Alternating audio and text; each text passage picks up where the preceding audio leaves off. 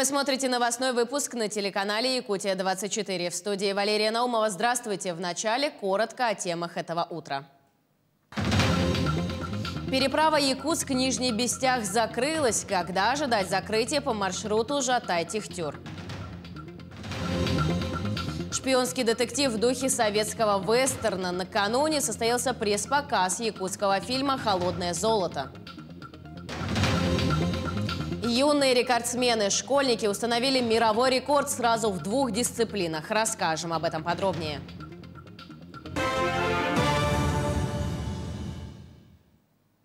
Накануне завершились перевозки автотранспорта и грузов на паромной переправе Якутск-Нижний Бестях. Как сообщили в Минтрансе Якутии, на данный момент перевозки осуществляются с привлечением 4 паромов в сопровождении тяжелого буксира. Отмечается, что ПАО «Лорд» планирует с 3 ноября начать грузовые перевозки по маршруту Жатай-Тихтюр в сопровождении ледокола. В связи с этим грузоотправителям и водителям рекомендуется воздержаться от поездок, либо спланировать прибытие автотранспорта к месту назначения до закрытия работы паромной переправы. В нерабочие дни с 30 октября по 7 ноября медицинские учреждения Якутии работают в штатном режиме. Ограничения коснутся только профилактических осмотров и диспансеризации определенных групп взрослого населения. Подробнее в сюжете Ульяны Шагиной. Полным ходом в поликлиниках столицы проходит вакцинация от COVID-19. В первой поликлинике Якутска вакцину получило уже 68% населения. Это более 300 тысяч человек. В выходную неделю эта работа будет усилена. 30-31 октября у нас была акция «Ночь в Сирке», ночь вакцинации в Сирке, где прошло 354 человека. Но такие выезды, значит, себя оправдывают.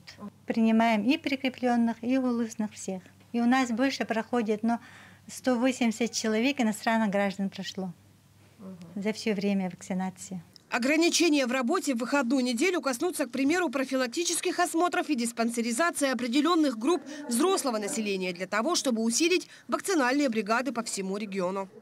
У нас вакцинация в эти дни будет работать в усиленном режиме и будет увеличено количество прививочных бригад. То есть вакцинация будет проходить без выходных. Только в Якутске развернуто 19 вакцинальных пунктов. Помимо поликлиник, они будут размещены и в общественных местах. Так, сегодня глава региона Айсен Николаев лично проверил работу одного из пунктов ТРК Туймада. Здесь ежедневно прививаются по 50-60 человек. В городской поликлинике номер 3, где также побывал глава Якутии, только за выходные привили порядка 300 человек. В нерабочую неделю ожидают до 700 человек ежедневно. На сегодняшний день по территории нашего обслуживания нашей больницы мы привили порядка 60%, которые должны были быть привиты. Вчера буквально получили последние, рекомендации по проведению вакцинации Российской Федерации, где рекомендуется проведение ревакцинации спутником Лайт. Спутник Лайт мы с сегодняшнего дня будем использовать только для ревакцинации, а другие для вакцинации. Без изменений в графике в выходную неделю будут работать и экстренные медицинские службы. Это станция скорой помощи, экстренной офтальмологии, травмпункт и стоматологический центр. Они будут принимать экстренных пациентов в круглосуточном режиме. Также узкие специалисты в поликлиниках, согласно приказу Минздрава, будут работать 1, 3 и 5 числа. Это в поликлиниках. А плановая помощь в стационарах, решение принимает руководитель медицинской организации в зависимости от выполнения объемов плановых. Поликлиники в эти дни также усилят неотложную помощь, то есть выездных бригад для температурящих и больных с ОРВИ станет больше. Согласно приказу Минздрава, поликлиники также будут вносить свои коррективы в график работы, кроме 1, 3 и 5 ноября. В эти дни помощь специалистов, в том числе и узких, должна быть организована в полном объеме. Более подробную информацию можно узнавать по единому номеру колл-центра Минздрава. Кстати, он изменился на 122. Ульяна Шагина, Павел Пахомов, Георгий Григорьев, Якутск. Между тем, в республике приступили к работе дежурные детсады и группы. Их открыли по запросу родителей, которые работают в организациях, обеспечивающих жизнедеятельность во время нерабочих дней. Например, в столице с 1 по 3 ноября продолжает свою работу детский сад «Золотой ключик». По словам работников дежурного детсада, у них это первая подобная практика. Сейчас в «Золотом ключике» находится более 70 детей из Якутска и поселка Хатасы. Всего в республике работает 75 дежурных детских садов и 112 групп. В республике на сегодняшний день из 36 муниципальных образований 26 открыты дошкольные группы, дежурные группы. На сегодня в 75 детских садах работают 104 дежурных группы, и в них охват составляет 1284 ребенка дошкольного возраста. Во время выходных дней родитель должен принести справку, что он действительно работает в эти нерабочие дни. Заранее подготовились, и оплата родительского взноса за присмотр и уход остается. Одной из визитных карточек Алдана является автомобиль ЗИС-5 по улице Мегина-Кангаласской. Трехтонка установлена в честь строителей Амуро-Якутской магистрали. Истории памятника сотрудники детской библиотеки посвятили очередной выпуск познавательного киножурнала. А в ходе подготовки серии библиотекари восстановили детали памятника. Подробности в сюжете Татьяны Вахниной. ЗИС-5, являющийся памятником дорожным строителям, вновь обозначен соответствующей табличкой. На постамент трехтонка была установлена в 1979 году к полувековому юбилею автопредприятия «Аямтранс». Повествующая об истории возникновения памятника надпись стала третьей. Все там написано, что когда установлен в честь 50-летия Аямтранса. И, значит, взяли, выкрали, сделали снова вторую табличку, все равно выкрали. Металлокерамическая табличка была изготовлена по историческим фотографиям. Инициатива восстановления надписи принадлежит директору Алданской детской библиотеки Татьяне Ефимовой.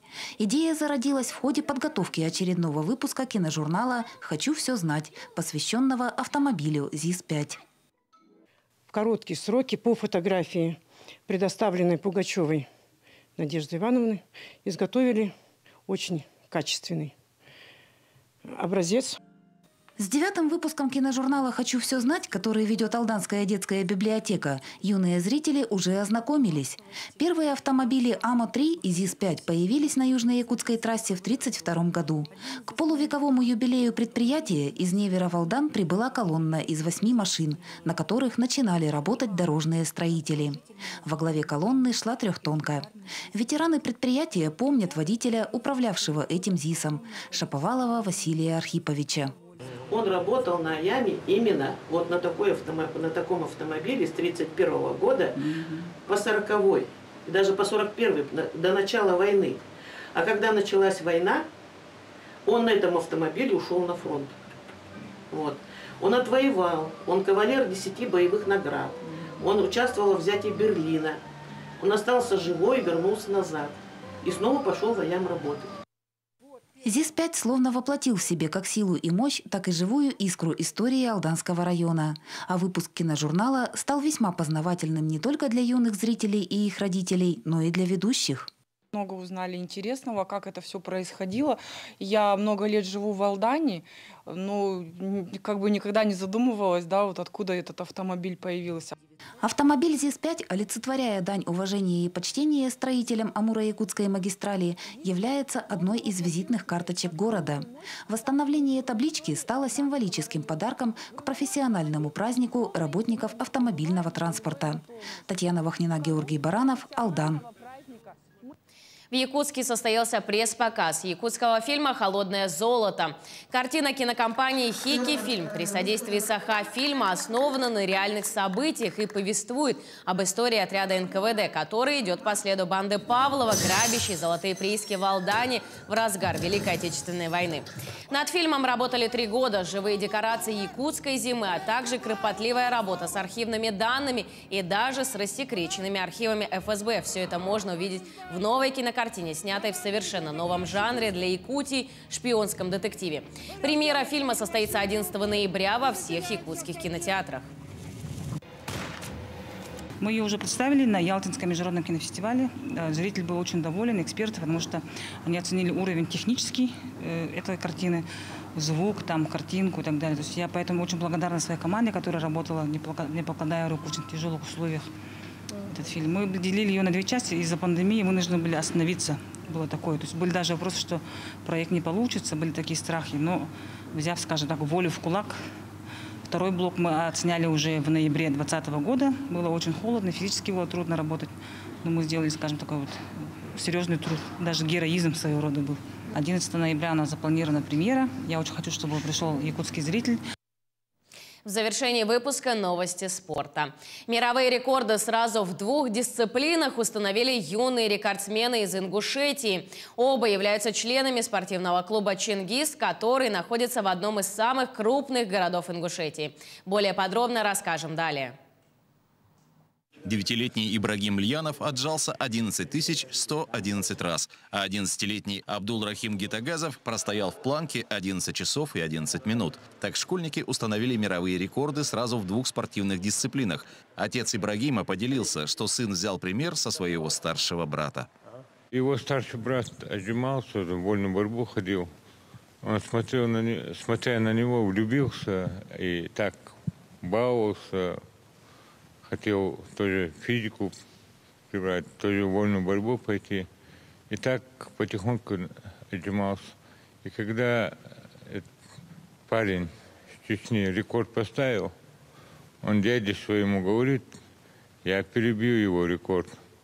Свое слово младший Льянов сдержал, установив мировой рекорд. По словам отца, сын и дальше планирует заниматься спортом, в частности, вольной борьбой. Второй же мировой рекорд из клуба «Чингис» Абдул-Рахим Гитагазов начал тренироваться аж с 3 лет. Практиковал отжимания, планку и качал пресс. Однажды мама будущего рекордсмена пообещала 1000 рублей тому, кто дольше простоит в планке. 4 братьев-спортсмена сошли с дистанции раньше, а Абдул-Рахим остался. Дальнейшие тренировки мальчик продолжил самостоятельно. Когда уходил из дома, я обещал своей матери, своему папу, еще обещал нашему директору спортивного клуба «Чингис» Джабрал Бархоеву. Если я скажу, что я поставлю рекорд, я поставлю. Если, смотрите, или я сдохну на этом месте, или поставлю этот рекорд. Достижение Гитагизова зафиксировал главный редактор книги рекордов России Станислав Коненко. А Абдул-Рахим добавил, что если кто-то простоит в планке дольше, то спортсмен с удовольствием установит новое время еще раз. Николай Коровин, Назрань, Ингушетия. К этому часу это вся информация. Мы продолжаем следить за развитием событий. Оставайтесь с нами.